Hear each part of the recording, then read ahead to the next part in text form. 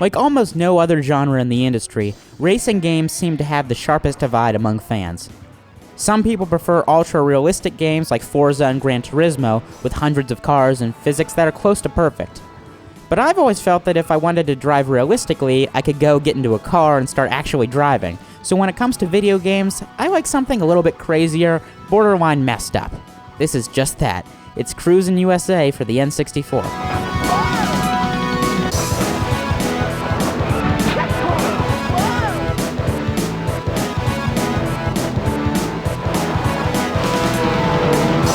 Cruis'n USA is the first in the Cruis'n series, featuring other games on various systems, including the great arcade game Cruis'n Exotica.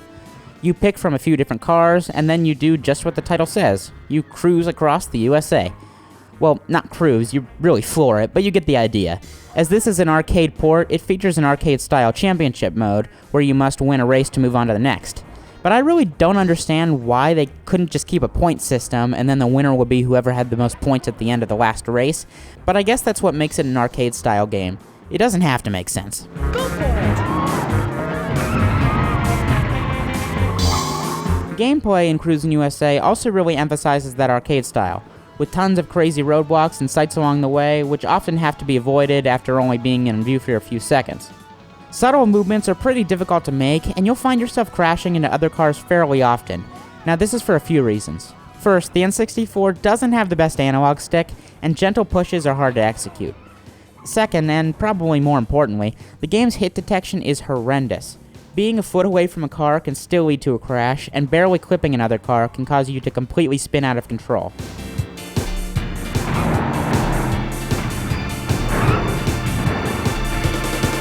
Now, because this is an arcade racer, your car doesn't take any damage, and you can continue on in the race fairly quickly. Like I said earlier, this is pretty messed up, and the game's designers had to be pretty weird dudes. Having cows poop and bugs explode all over your windshield in the middle of a race is one of the weirdest things a game has ever had. In addition, the inclusion of a huge line of fans standing in your way when you cross the finish line is pretty strange. Now, your car stops and some lady comes out to swing her hips and hand you a trophy, but if they kept that car going, it would lead to fan body parts all over the finish line. Now that would be right at home in this game. Visually, Cruis'n USA is pretty pathetic. This is a very early N64 game, but nothing really looks like it should. Cars are primitive, environments are jagged, and you have such a short visible distance in front of you that it really helps add up that number of crashes you're going to have. Audio is different though. Voice samples are really clean, except for the checkpoint line, and the soundtrack is still one of the best on the N64. Or worst. It really depends what kind of a mood you're in.